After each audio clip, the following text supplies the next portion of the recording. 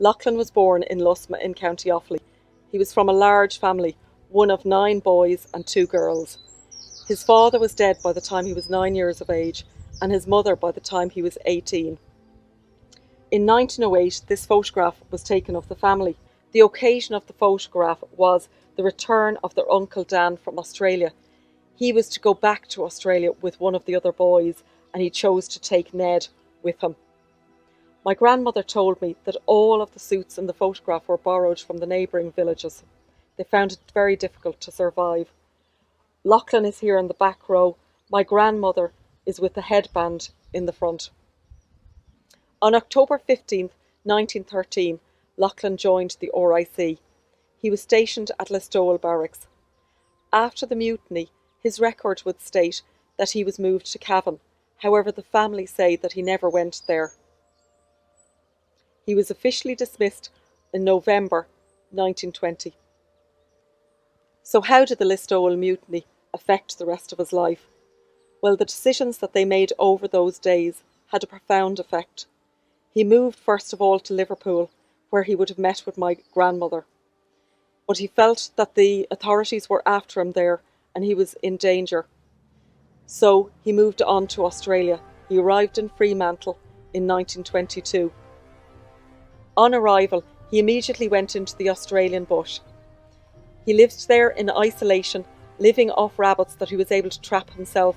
But after 3 years, he was suffering from starvation and had to emerge. He caused quite the stir when he appeared because of his appearance, and he was on the front of the Adelaide Mail for a number of weeks and became known as the Hermit of the Hills. They said about him at the time, from a distance, his tall, gaunt figure, limping, bewhiskered face, tight, ill-fitting garments and long hair gave the appearance of extreme age. He had a look of startled fear. He was hospitalised for 6 months in a hostel for homeless men run by a Reverend Smith.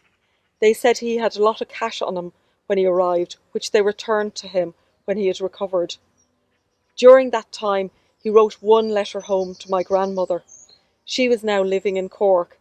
He says to her at the end of the letter, "I don't like this country. I don't like to be alone in this world. This is a very wild country. You might see me in Cork City, like when I get tired roving around the world. I may return when old age catches me." This was his only letter home, and he signed it just with his initials, LD. His brother Ned, who moved to Australia in 1908 with Uncle Dan, had tried to find him a number of times. He even put a column in the Friends Reunited section of a national newspaper and ran it for 12 months, but there was no contact. He thought he'd caught up with him at one stage, but when he got to the dwelling house, there was just a suitcase under the bed with a few bits and scraps that clearly belonged to Loughlin.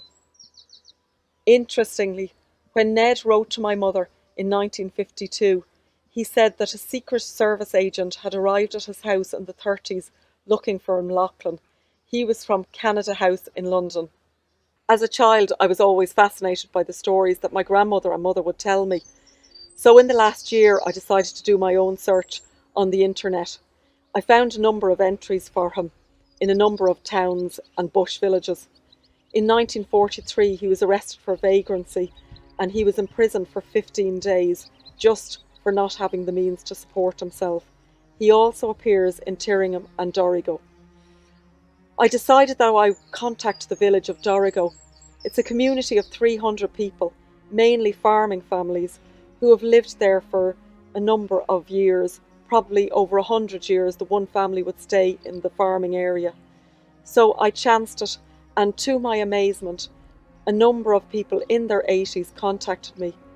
They said they remembered him, but they remembered him as Paddy Dolan because of his distinct Irish brogue. He lived in a disused building which was called the Old Slaughterhouse. It was across the road from the Anshaw Bakery where he used to warm himself. He kept himself very well. He would wash down by the Danger Falls.